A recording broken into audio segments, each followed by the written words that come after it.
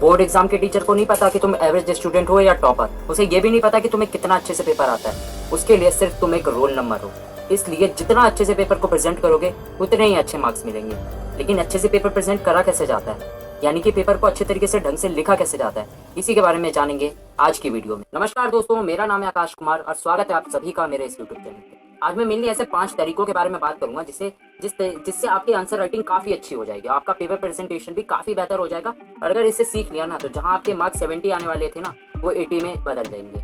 अब ये ट्रिक्स कौन सी है, इसी के बारे में बात करूंगा। इसमें जो चौथी वाली ट्रिक जो है वो काफी इंपॉर्टेंट है और अक्सर बच्चे वो गलती कर देते हैं। तो देखो यार, उसके लिए भी बताऊंगा, वो वाली इंपॉर्टेंट है, उसे देख के जाना। चलो शुरुआत करते हैं अपने पॉइंट नंबर 1 से। पॉइंट नंबर 1 ये कहता है कि आपको जब भी आंसर लिखोगे तो उसमें important heading, important point, important name, date, इन सबको हाईलाइट करना। ऐसे कई बार आप पर्टिकुलर नेम भी लिखते हो कि इस थ्योरिस्ट ने या स्कॉलर ने ये वाली थ्योरी दी थी, या जो भी वगैरह आप लिखते हो तो उसको भी हाईलाइट करोगे। यानी जितने भी इंपॉर्टेंट की टर्म्स है उन सबको हाईलाइट करोगे। अब आप लोग सोच रहे हो इससे फायदा क्या होगा, बताता हूँ क्या फायदा होगा। जब भी टीचर जब आपकी नोटबुक उठाएगा चेक करने के लिए, तो ये नहीं देखेगा कि उसे क्या देखना है, वो ये चीज देखेगा जो आप उसे दिखाना चाहते हो। जो चीजें आप हाईलाइट करोगे सबसे पहली नजर उसकी उन्हीं चीजों पे पड़ेगी। तो देखिए यार, बच्चे ने जो हाईलाइट कर रखा है वो सारी चीजें तो सही लग रही है, तो एक फर्स्ट इंप्रेशन बन जाएगा टीचर के माइंड में कि ये बच्चा टैलेंटेड है, इसे कॉन्सेप्ट पूरे क्लियर है, इसने हाईलाइट भी किया और नीट एंड क्लीन भी लिखेगी आपकी शीट। इसलिए यार, जब भी आप आंसर लिखोगे जरूरी नहीं है आप सारे वर्ड को आप हाईलाइट कर देना, कुछ मेन वर्ड में। अब चलो इसी के साथ बात करते हैं हम पॉइंट नंबर 2 के बारे में। तो पॉइंट नंबर 2 ये कहता है कि आपको यार मेनली देखो, कुछ सब्जेक्ट ऐसे होते हैं, जैसे अगर बात करूँ मैं, इकोनॉमिक्स हो गया, मैथ्स हो गए, या फिर जिसमें भी थोड़ा न्यूमेरिकल भी होता है, थ्योरेटिकल भी होता है, उन सब रिलेटेड काफ़ी कारगर रहेगी। ठीक है, इसमें मेनली आपको करना क्या है कि ग्राफ बना के आना है, ग्राफ या फिर फॉर्मूला या फिर इंपॉर्टेंट टर्मिनोलॉजीज, उन सबको लिख के आना है। अब देखो यार, जो मैथ्स के बच्चे हैं उनके लिए तो मोस्ट इंपॉर्टेंट है। आपके सब्जेक्ट में जब भी आप क्वेश्चन के आंसर फ्रेम करोगे, लिखोगे, तो उसमें चाहे मैंडेटरी हो या ना हो, आपको फॉर्मूला लिख के आना। क्यों? इससे फिर से अगेन भाई यार, टीचर पे एक अच्छा इंप्रेशन तो पड़ेगा ही, साथ में उसे ये भी पता चलेगा कि बच्चे को कॉन्सेप्ट क्लियर है और उसे कुछ चीज़ों को समझ के आया है, उसे मेन चीज़ें भी याद है, इसलिए तो उसने फॉर्मूले लिखे हैं, तो फॉर्मूला लिख के आओगे। और जहाँ जहाँ जरूरी होगा आप वहाँ पे ग्राफ भी बनाओगे। जरूरी नहीं कि हर चीज़ को आप पैराग्राफ में ही समझाओ, कुछ चीज़ों को आप ग्राफ में प्रेजेंट कर सकते हो। काफ़ी अच्छी टेक्निक है, इसे फॉलो करके देखना है, तुम्हारे मार्क्स काफ़ी इंक्रीज होते हैं। तो चलो दोस्तों, बात करते हैं तीसरी वाली ट्रिक के बारे में, जो ये कहता है कि राइट आंसर इन पॉइंट्स और हेडिंग। अब देखो यार, इसका मतलब ये हुआ कि बहुत से बच्चे ये गलती करते हैं कि क्वेश्चन पढ़ा, हाँ समझ गए किस बारे में बात कर रहे हैं, अब बस अपनी रामायण लिखनी शुरू कर दी, वहाँ पे राम कथा पूरी लिख देंगे कि ये होता है, ऐसे होता है, ये हुआ था।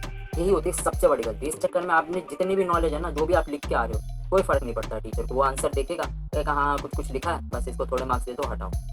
इसके बजाय आप हमेशा पॉइंट में आंसर लिखो। अब देखो यार, मैं समझता हूँ बहुत से बच्चे ऐसे भी होंगे जिन्हें पॉइंट बनाना नहीं आता होगा आंसर के लिए, कैसे पॉइंट बनाए, तो उन्हें तो आदत शुरू से पड़ी हुई है पैराग्राफ की। तो देखो, उसके लिए भी एक सीक्रेट ट्रिक बताता हूँ। करना क्या है, देखो कहीं कहीं पे जहाँ पे आप पॉइंट बना सकते हो, वेल एंड गुड, और जहाँ पे पॉइंट नहीं बना सकते हो तो एक हेडिंग बनाओ। उसके बाद 3-4 लाइन में जो भी आपको लिखना है उसके बारे में डिटेल में वो बता दो।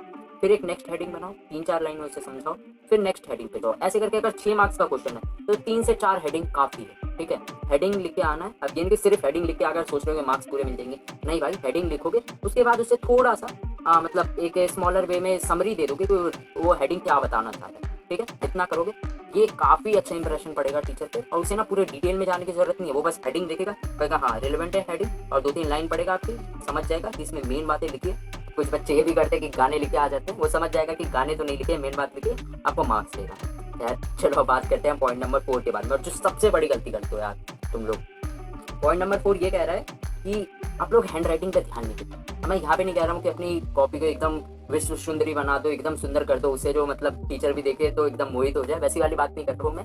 ये कह रहा हूँ कि अपनी आंसर शीट को नीट एंड क्लीन रखो और हैंड राइटिंग को काफ़ी अच्छे से रखो। आप देखो यार, बहुत से बच्चों के साथ यही दिक्कत होती है हैंड राइटिंग में। अगर वो हैंड राइटिंग पे ध्यान देते हैं तो उनका पेपर छूट जाता है, और अगर पेपर को कंप्लीट करने में ध्यान देते हैं तो हैंड राइटिंग बेकार हो जाती है। तो इसका सोल्यूशन है क्या? अब देखो यार, जिन्होंने मेरी पिछली वाली वीडियो देखी होगी जिसमें मैंने मिस्टेक्स बताई थी कि आप एग्जाम के प्रिपरेशन के बाद कौन कौन से मिस्टेक करते हो, तो उसमें मैंने इस बारे में डिटेल में बता रखा है। अब जिसको भी इस बारे में इसका सोल्यूशन जानना है तो वो वाली मेरी वीडियो देख सकता है। अब चलो बात करते हैं लास्ट टिप के बारे में, पॉइंट नंबर 5 के बारे में। पॉइंट नंबर 5 ये कहता है कि आपको जो है हाँ एक बार में एक सेक्शन कंप्लीट करना है। जी हाँ, सही समझा यार। बहुत से बच्चे ये भी एक बहुत बड़ी गलती करते हैं, कहीं कहीं पे सुन लेते हैं टीचरों से या फिर अपने दोस्तों से कि भाई जो क्वेश्चन पहले आता है ना उसे कंप्लीट कर लेना चाहिए, पर अच्छे से समझते नहीं है, जो सुना बस लिख के आते हैं। इस वाले इनका पॉइंट का कहने का मतलब ये है कि जो क्वेश्चन पहले आता है वो करो, इसमें कोई गलती नहीं है, लेकिन एक ऑर्डर तो फॉलो करो। कुछ बच्चे ये करते हैं, जैसे ये तो जानते होगे कि पेपर जो होता है हमेशा कुछ सेक्शन में डिवाइड होता है, section A, section B, section C, ठीक है, इस तरीके से पेपर आपका डिवाइड होता है। अब उन्होंने तो सुन लिया जो क्वेश्चन पहले आता है कर दो, अरे ये सब भाड़ में गया, सेक्शन वगैरह मुझे नहीं ध्यान रखना, और इस चक्कर में बहुत सारे मार्क्स कट जाते हैं। वो क्या करते हैं, सेक्शन ए का अगर तीसरा क्वेश्चन आता है तो चलो भाई फेल देते हैं, उसे पहले कंप्लीट करते हैं, और अगर अब लास्ट वाले सेक्शन का क्वेश्चन नंबर 4 आता है तो उसे कर देंगे, कहेंगे कि मेरे को तो जो पहले आता है मैंने कर दिया ना। यार ये ना बहुत ही खराब आदत है आप लोगों की, ठीक है। इससे मार्क्स तो इतने गंदे तरीके से कटते हैं, ऊपर से टीचर को इतना खुंदक चढ़ती है ना, दिमाग पे गुस्सा आता है कि क्या कर रहे हैं, बार बार उसे पेज पलटाना पड़ता है कि इस वाले सेक्शन का ये क्वेश्चन है, दूसरे वाले पार्ट का ये वाला सेक्शन है, ठीक है, तो उसे बहुत दिक्कत होती है। उसके लिए उसका काम आसान करो, उसके लिए काम जितना आसान करोगे आपके मार्क्स भी उतने ही इंक्रीज होंगे। तो अब इसका तरीका क्या है यार, देखो मैं जानता हूँ कि अब ये भी दिक्कत है ना, ये एक सेक्शन के जितने भी क्वेश्चन है वो जरूरी थोड़ा ना सबको आते ही होंगे, आपको आते ही होंगे। तो एक ट्रिक ये फॉलो कर सकते हो कि देखो जो सेक्शन है, मान लो सेक्शन नंबर ए है, उसमें 4 क्वेश्चन दे रखे हैं, आपको 2 क्वेश्चन आते हैं, 2 नहीं आते, तो जो 2 क्वेश्चन आते हैं उन्हें पहले लिख लो, ठीक है, उसके आंसर लिख लो। उसके बाद जो 2 नहीं आते उसके लिए पेज छोड़ दो और आगे सेक्शन पे मूव करो। अब लास्ट में वो जो पेज छोड़ रखे हैं आपने, ब्लैंक शीट छोड़ के, वहाँ पे उसका आंसर लिख दो, बात खत्म। लेकिन हाँ ये भी ध्यान रखना कि जब आप कोई क्वेश्चन छोड़ रहे हो तो उस पर सर्कल भी लगाना है, ये नहीं कि बस क्वेश्चन छोड़ दिया, आप लास्ट में देख रहे हो कि मैम को क्वेश्चन पेपर थमा दिया, कहा कि मैम मेरा तो पूरा कंप्लीट हो गया पेपर, एकदम टॉप करूंगा, पता चलता है बाद में जब हॉल से बाहर निकलते हो देखते हो कि अबे यार ये क्वेश्चन तो छूट ही गया। तो ऐसा भी नहीं करना, सर्कल लगा लो, जब से कंप्लीट कर लोगे तो या तो इरेज कर सकते हो या फिर इस पर आप टिक लगा देना। तो देखो यार दोस्तों, ये थी मेन 5 तरीके, जो अगर आपने इसे फॉलो कर लिया ना तो सच बता रहा हूँ आपके जो मार्क्स 70 आने वाले थे वो 80 हो जाएंगे, जैसे कि मैंने पहले भी बताया, ठीक है। और आपने कितना पढ़ा इस बात से टीचर को बिल्कुल फर्क नहीं पड़ता, आपने कितना अच्छे से पेपर को प्रेजेंट किया ना उस बात से टीचर को फर्क पड़ता है। चलो यार ये तो बात हो गई। अब देखो ये तो मैं समझ गया कि आप लोग पेपर अच्छे से प्रेजेंट कर लोगे अगर इन टिप को फॉलो करोगे, तो आके फिर मतलब अच्छे मार्क्स ले भी आओगे। लेकिन पेपर को प्रेजेंट तभी कर पाओगे ना जब आंसर आता होगा, आंसर ही नहीं आता होगा तो लिखोगे क्या। अब ये जानना है कि आंसर को अच्छे से याद कैसे करें और लंबे समय तक याद कैसे रखें, तो मेरी ये वाली वीडियो देखो, मैं तुम्हें वहीं मिलूँ।